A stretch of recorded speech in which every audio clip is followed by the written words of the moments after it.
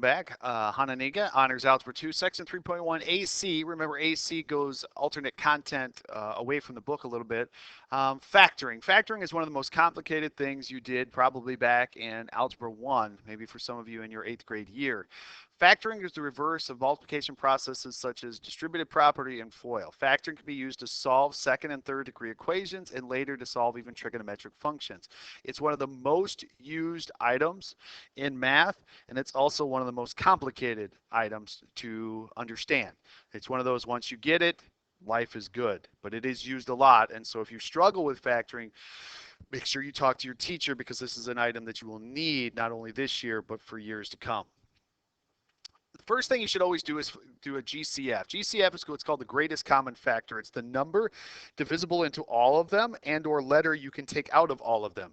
So in this case, all of them are divisible by 8, and I can take one x away from all of them.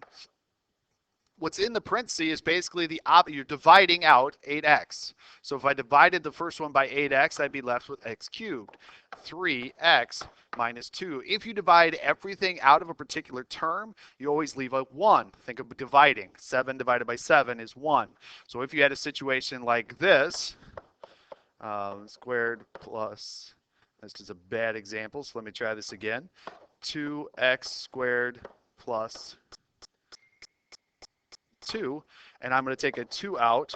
I'd be x squared plus 1, because again, I'm dividing a 2 out of both of them. Difference of squares. This is a very specific type of factoring. The first term has to be a perfect square, the second term has to be a perfect square, and it has to be a minus sign in between. So it has to be all of those. This is known as the difference of squares.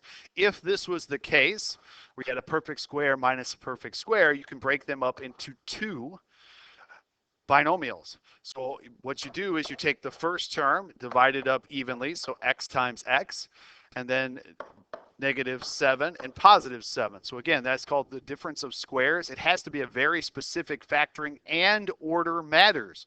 So don't look at this and try to turn it around. 16 would be 4 times 4. Plus 3x minus 3x. And no, it doesn't matter which one you make the positive and which one you make the negative. It just matters if they're both perfect squares. So it has to be a binomial, has to have a minus sign, and the first term and the second term both have to be perfect squares. Lead coefficient of 1. What that means is there's no number in front of the squared term. That gets pretty easy. All you have to do is come up with 2 numbers that will multiply to be -10, but also add up to be -3. So those of you that cheated on your flashcards when you were little, this is going to be a little bit more complicated. -5 times +2. And yes, it matters about the signs. So I need an x minus 5 and an x plus 2. So this is only done when the lead coefficient is 1. Now, the next one, you would say, well, the lead coefficient is not 1, but there is a GCF. Remember, we talked about in the very first example something that's divisible into all of them. Now, what's left inside the parenthesis can be factored. 2 things that'll multiply to be 20, but add up to be -9 would be -4 and -5. And don't forget the GCF when writing your answer. So the GCF is always the first thing you should always do before looking to factor it again. Well, now that gets us into grouping. What happens if we have 4 terms? Anytime you have 4 terms or an even number of terms, more like 4 or even 6 or 8, but most of the time in our class we're just going to do 4, you would take the GCF of the first 2 terms and the GCF of the next 2. Now in this case there isn't a GCF, so I'm just going to take out a 1. These 2 parentheses must be the same. If they are the same, you can do what's called grouping. Take what's the coefficient of both parentheses and group them and keep what's the same alone. Now somebody's going to say, how in the world can you do that? Everybody in this class, if I said what is 7x plus 3x, you would say 10x, because what you have is a situation in which the x is the same and you group what's in front. So in this case, what's the same isn't just an x. What's the same is a 3x plus 2. So you take what's the same and leave it the same and group what's in front. So the next one's a little more complicated. You take the first two terms, and I'm going to take out the GCF, which is 3xy. So 3xy2.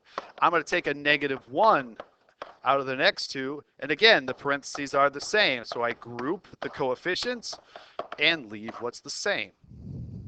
Well, now it comes for the top of the mountain. When you have a lead coefficient that's not 1, there are so many different ways to do this. There's guess and check.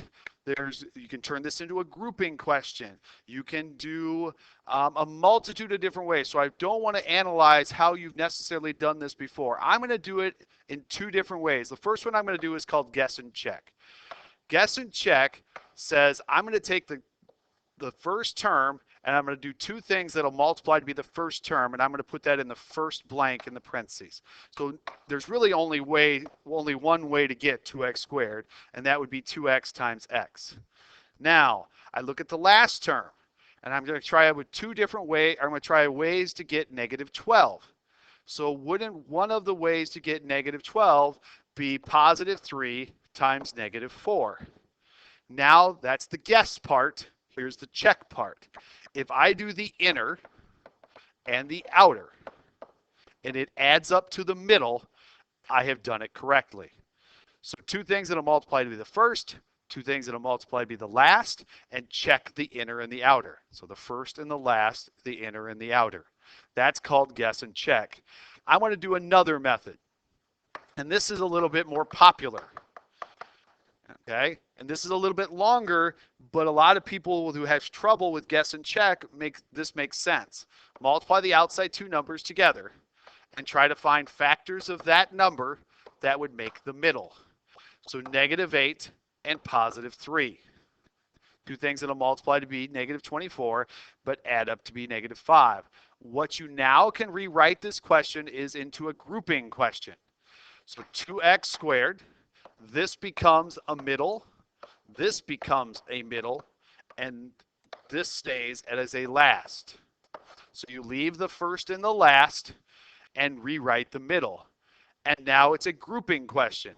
Greatest common factor of the first two, greatest common factor of the second two, and group. So it is possible to do this in multiple ways. I'm going to do most of these by guess and check because, again, this is an honors level, so I'm hoping a lot of you are very good at your math facts. So I'm going to guess at two things that'll multiply to be 6x squared. So I would guess probably 3x and 2x. That's probably a pretty good guess as to two things that'll multiply to be 6. Two things that'll multiply to be -5. Well, I'm going to go with -5 times +1. So there's my guessing. Checking. Inner, outer. If it adds up to the middle, I did it right. Your homework assignment is going to be worksheet 3.1 AC. If you have any questions about factoring, this is a very, very, very important section. Please make sure you talk to your teacher because factoring is used in multiple years.